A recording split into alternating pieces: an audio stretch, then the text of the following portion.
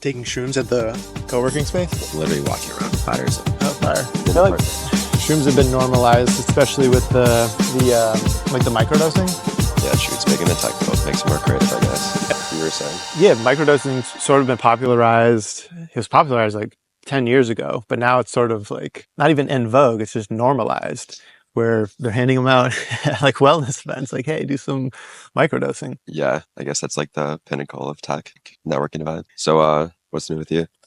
So I've been working on Deal Author nonstop, and That's usually a good thing.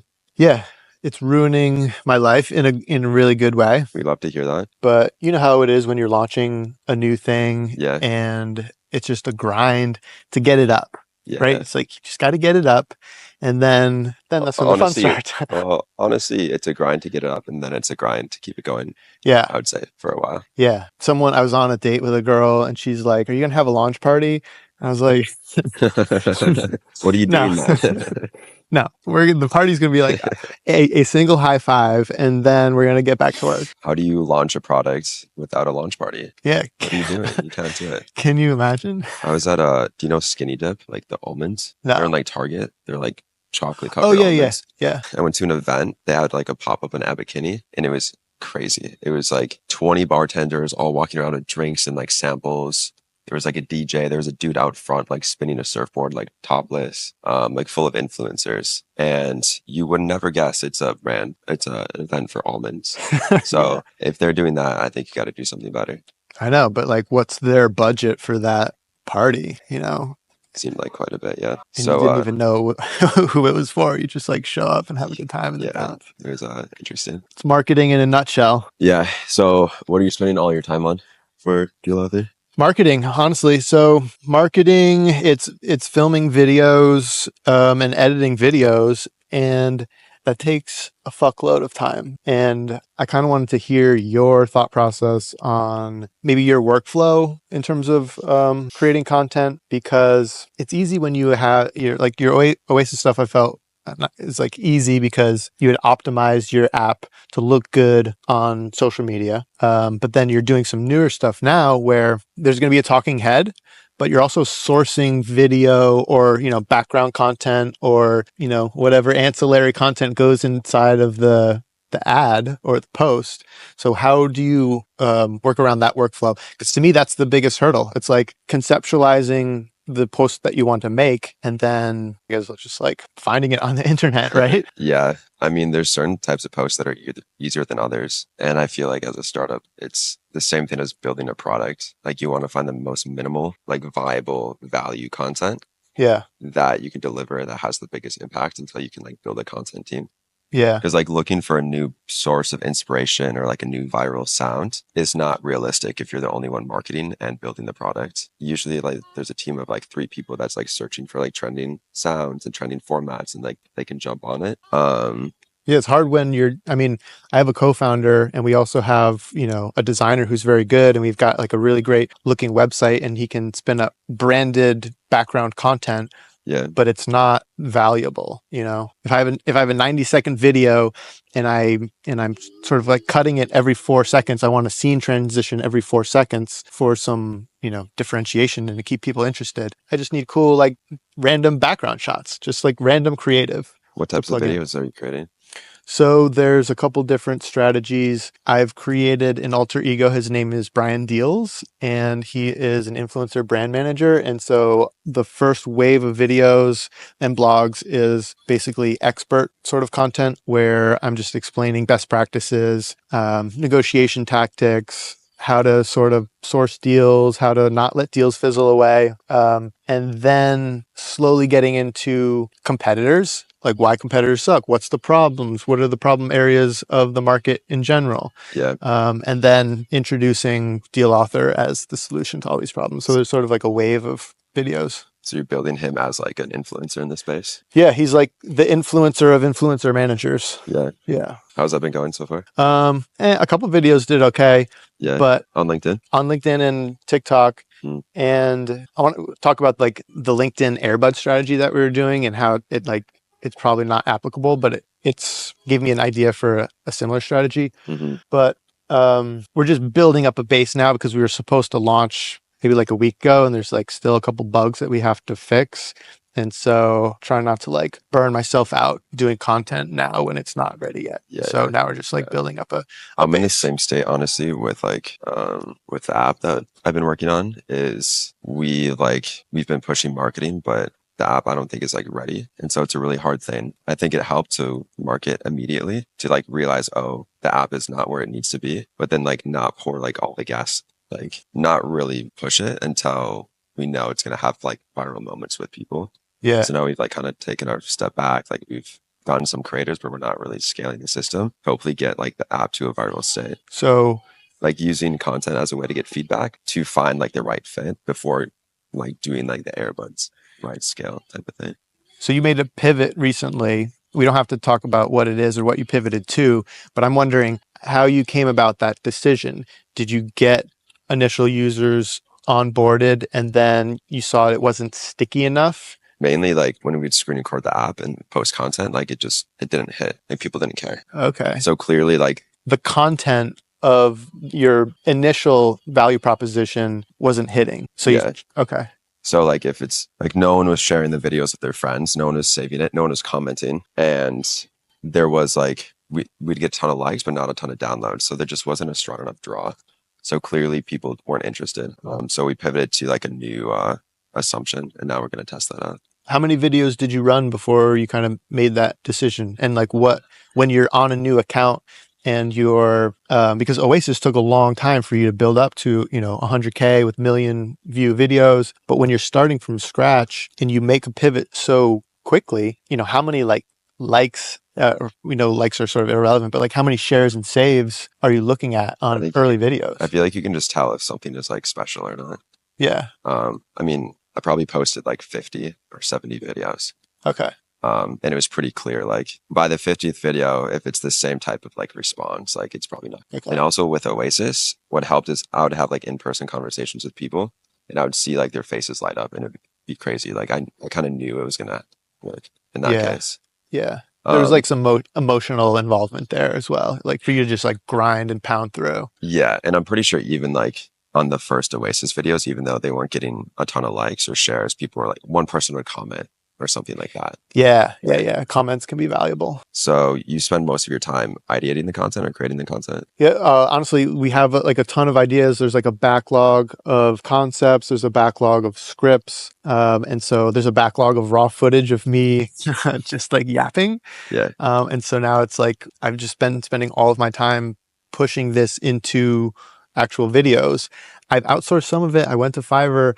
I got absolute garbage back. Of course, dude, it's Fiverr. And so how long does it take you to edit a 60-second video? Because it takes me about an hour. Well, to just record and edit it or just edit it? Just edit it. 10 minutes. 10 minutes for a 60-second video? Yeah, dude, this is what I'm saying. It's like, you got to find the least effort task, like the least effort content that's just going to hit. Yeah. I mean, that's a great point, but you want it to be, because you're also not even like, you're not even building a real persona for your personal brand. If you were building your personal brand on YouTube and it would make sense to spend 10 hours, 24 hours a week editing one video because you're building this brand over time. Yeah. And you can take that to go. Yeah. But deals is you're just trying to do a strategy for a business. Like it's kind of insane to spend hours on a video. I'm also not great at CapCut. I mean, I'm getting very good, but I just made a post on Twitter, like, we need cursor for CapCut. Yeah. I mean, I agree. Every time I go into Figma too, like, I just want to type, like, yeah, it's crazy. Now my mind thinks in terms of talking to an AI to do something. Yeah.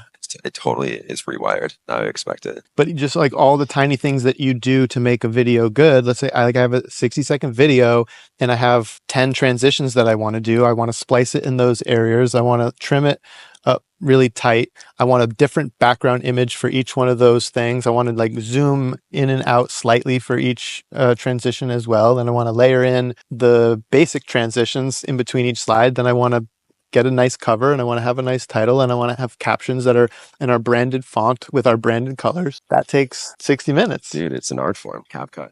Yeah. Yeah, you got to make it right. I understand. But I guess to like wrap up this, like, do you feel like you're getting the response, like a good enough response to keep pushing the strategy? Yeah, I mean, for me and my pretty nascent content creating career, I know what's good and what's not. And so like I've Yeah. banged out a couple 1,000 plus view videos. Hmm. And then when it's trash, it's like 300, 400, but I'm still like, okay, it's not 200 view jail. I know it's garbage, but like maybe my face can save it or like whatever. Yeah.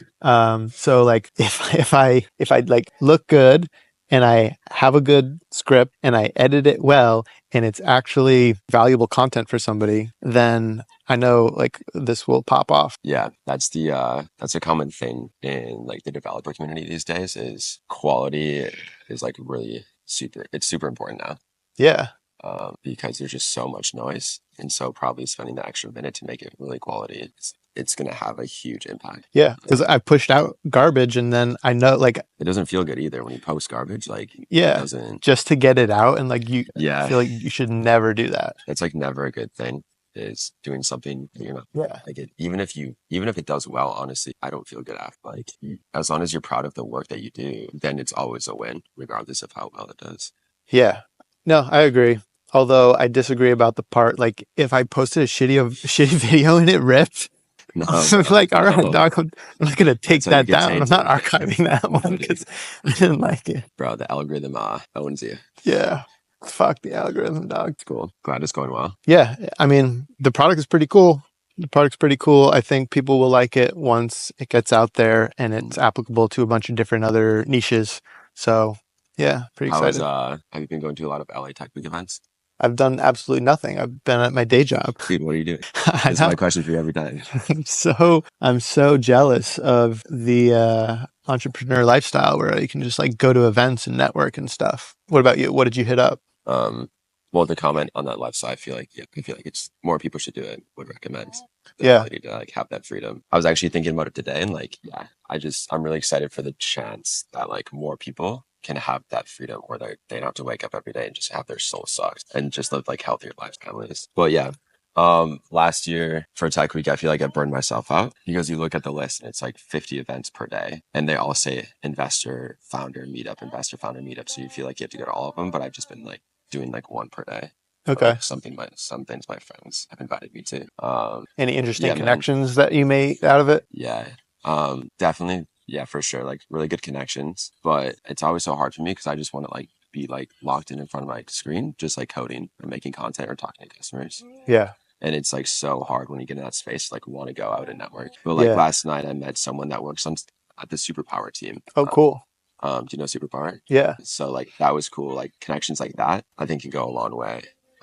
Met some other people that own a distribution company for a ton of like water brands that they just white label and pump them out. Yeah. So that's super valuable. So you going forward with that? You had like No. what is it, Castle Rock or something? Or we don't have to, we can bleep that out.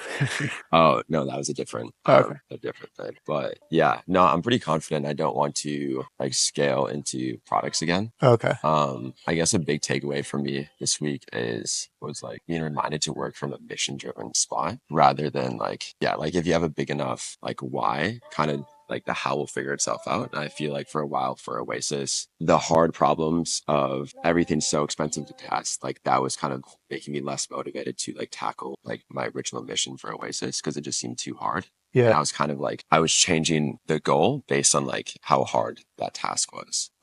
So instead of this week, like I just basically just owned like the mission of like double down on it's like so many products in the world are filled with stuff and like are making people sick. And I like a platform that could independently lab test all waters, bar supplements, whatever, could like really benefit people at scale.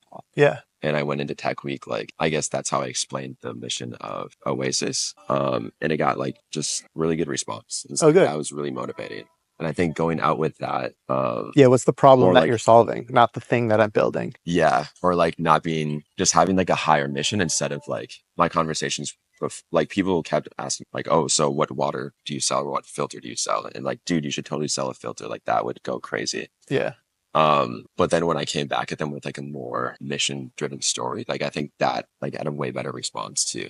And then in me doing so, I got more connects to like make that possible at the same Yeah. time, which I would have never made those connections. But it is more elevated. Like it's an elevated mission. It's not just beyond, your P&L. It's like, hey, you're actually trying to help people in the world in a healthy way, not a way that like sells them a product. Yeah, I think that's the best thing you can do. Like if you start a business It's kind of like the content thing. If you start a business that just makes money that you hate doing, like that's the worst. Or also, if you're like trying to build this business to make money so that you can eventually go do the thing that you really want to do, I feel like that is also a pitfall that I feel like I'm maybe even guilty of right now. You think so? Like, I believe in the creator economy, and I'm inserting myself in here because there's $24 billion a year of transactions that take place, and I want to get a little piece of that. Yeah. But then, like, am I passionate about the creator economy as an economic concept? Yes. But like, is that, a higher calling, right? Does that help the world? I'm not sure about that. I think more like framing the conversations that happen on social media and like looking at the truthiness of situations, and like I'm passionate about that, but that's completely different, Don't you think that would give you like so much more energy? It would. And I've discussed this with my therapist. What have you like how has that ended up? What have you settled on? I think it's okay too. Like business is also like I think it's okay to treat it as a game. Yeah. Like making investments. Like if you decide to buy the stock, you're probably not doing it to benefit the world. You're doing it to make money. Like I think Yeah, of that's okay course. too, right? Yeah. Chamath Palihapitiya has like a really good speech that he gave to Stanford like a long time ago. And he sort of outlined his investing principles. And I sort of bought into this, which is like, if you want to change the world, you have to get the money. And then you can do with the money what you want, right? The businesses that you invest in, the businesses that you start, the way that you spend your time, the products that you purchase and recommend. Mhm. You can't do any of that without money. And so not everyone's in a position where, hey, I'm going to, start a nonprofit because like that's the best thing, that's the sort of like effective altruistic thing to do for the world. Yeah. That doesn't make any money. And actually you're going to have less of an impact. Yeah. Like, cool, you can affect 10 people in your community, but if you go and make a couple $1 million, you have, doing whatever. You have so much more leverage. You to have help more leverage people. to, impact the world. Yeah. The key is not to get lost on the way. Yeah. And so like, it's easy to be super idealistic. Like, oh, I'm not like super passionate about this thing. No, get the fucking money and then work on the problems that you want. Yeah, for sure. I kind of view it like, I don't know. You have to find a balance of something that you like doing some of the time, but maybe you wouldn't do like the rest of your life. But this is also part of like our ongoing theme of not everyone is granted this opportunity to like work on the thing that they want or even the thing that they kind of like, right? It's like, it's very rare that you get to work for a company that has a great mission because most companies don't have great missions. Yeah. You might have to bounce. Is it cool if I still go with you guys? What's up? Is it cool if I still go with you guys? Oh, yeah. I just want to make sure he's not.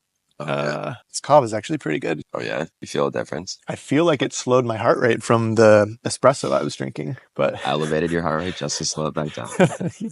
that's life. Nice, man. I wanted to ask you about context switching. Right. And you've probably heard there's like code switching when someone maybe like grows up in the hood and they have a little slang and then they go into like business situations and then they like clean up their language and then they get back with their friends and yeah. Or it's like the memes where it's like who they think they're emailing, who they're actually emailing. Yeah. It's like them.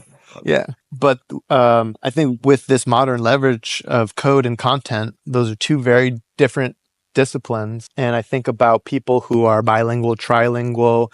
It's like, okay, cool. You speak English, French, and Spanish, but like, can you code JavaScript and make videos?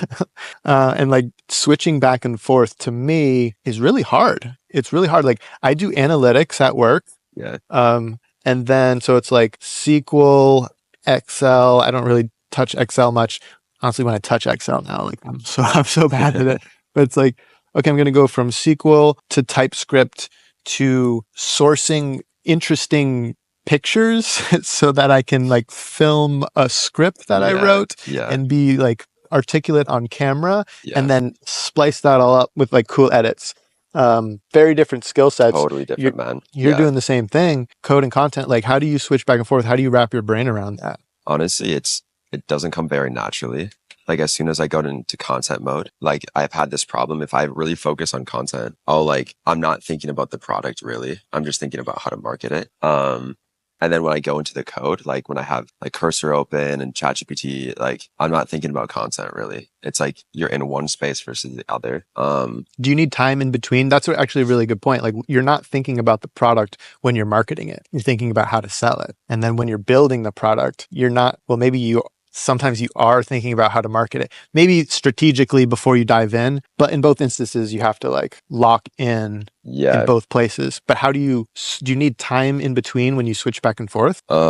No, I mean, sometimes I use it as like a natural break because you're basically resting part of your brain. So if I'm sick of like coding, I'll go create like a video and then I'll switch back to coding. I think like, dude, this is why you're so cool. Is like, I don't think you realize how hard that is. And I don't think you realize how hard you work. Do you know that you're a hard worker? Because like people out here in the world can't do that. They can't like take a break from one part of working and like work But on like, another thing. why? Like, Well, what I'm else? working while I'm resting. I'm resting this part of my brain and I'm actually working at the same time. Like, what else do you want to do? There's nothing else would rather do more. I think people don't want to use their brains at all. This is true. It's like they want to watch TV and just like, or like Yeah, isn't doom that scroll. scary? I feel like we're going towards the future of like offloading processing, like our brain power. Yeah.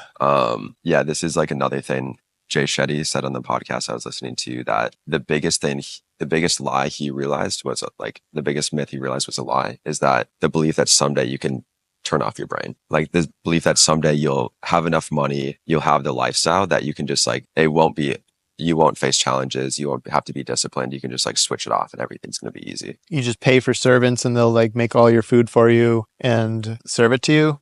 I guess, is that Maybe like I mean, switching off your brain? or just like you're working really hard for something for like it to be on the other side. Like there's a black and white and then it'll be just like, like everything. Honestly, I like a lot of people think that way and they're like, oh, I just want $1 million so that I can retire and just relax and not have to think anymore. I don't think that way. I want $1 million so that I can use my brain in a different way that's more fun to me. Yeah, that's cool. I like that for sure. Yeah. What really stuck with me is basically the fact that like every day it's still going to be like the same ups and downs of emotions and you're still going to have to be disciplined and stay like on your schedule, have to go through shit, have good moments and bad moments, Yeah. make through it all. It's really actually that's hard to wrap your brain around. Also, it's like we're just these bags of chemicals, and like your heart rate goes up and down, and it makes you think that you're anxious or not anxious, or like you have these physiological responses, and like actually, like those are never going to go away, Yeah. right? Unless you're numbing yourself with drugs. But like that's part of being a human, and like those are the problems that you're going to have to deal with no matter what. Like that is your brain. You're using your brain to deal with those things. For sure. And now all those random chemicals have us doing a podcast right now. Yeah. It's so random. Yeah. But yeah, I think to like for the flow and the creative part thing, after doing it so much, now it's kind of nice because now I really just like go back and forth. Like I weave through it like throughout the day. That's cool. And like then all of a sudden, if I'm coding and like my friend sends me a tweet that's like applicable, like I'll go jump on that tweet because I think things are very you have to like go with the flow a little bit, and it's very like you have to be in rhythm with the market. That's even harder, honestly, is like taking breaks to do content consumption or consumption of any kind, right? Like you're constantly outputting, you're producing, and then I feel like anytime I get any sort of input, it almost derails me because my mind goes in a zillion different directions. Like, what can I do with this? How can I use this in the future? You start getting super strategic. Yeah. New product ideas. Like, should we just shut it all down and start something new? That's what I'm saying. Daily discipline of like shiny object syndrome, right? You have to like focus on the task at hand. But at the same time, you need the flow of information. Yeah. Honestly, it's made a huge difference. Like engaging with, sounds so obvious, engaging with the community, like from the Oasis account. Like the more I dive through and like respond to people, see what content they're watching, like DM them back, reply to them, and then like see other content that's applicable to the business and then like retweet it or spin it, it's made a huge difference, especially on Twitter. Is like now I literally honestly even spending 30 minutes scrolling through trying to find like someone posting about water and then like replying to it from Oasis. It's been like such a huge like return on time. That's something that you brought up, I think, outside the podcast when we were talking about, and it's like related to like your content diet, right? And you talk about curating specific feeds so that when you're consuming the correct thing. I think a lot of people lean into my FYP on TikTok and like, I'm just going to get served up whatever they think. Yeah. And then you go down the path of whatever you're beholden to the algorithm. Yeah. But you can actually construct your algorithm in a way that's beneficial to you. Yeah. And ideally, like we were talking about before, it's something you actually care about. So it naturally like shows up in your feed. Yeah, I'm not good at that because I have so many different accounts, and then like eventually they all start converging on the same thing, and you're like, Yeah. no, actually, I have to be very mindful of the feed that's curated on each one. Yeah, definitely. No, I think the more you can actually like the niche that you're marketing in, like you're just going to do so much better. Yeah, Because even for the skincare thing, it's like, it's actually beneficial to learn skincare. And now I don't mind it on my feed, honestly. yeah, But if I was doing like AI sex bots, like that would, you could yeah, not have that on your feed, hopefully. yeah, Like you need a totally separate account. yeah. Like Then it's that's like when, this is the destruction of humanity right here. I'm gonna like participate in it. and then talk about context switching, like the switching of social accounts is like so tiring. Yeah, I think that's like exhausting. So the more you can just have it all be similar, it's yeah. a lot easier. Good shit. Hmm. All right, wrap. But dude, Nice. Didn't talk about our Chad stacks. yeah, I'm really interested.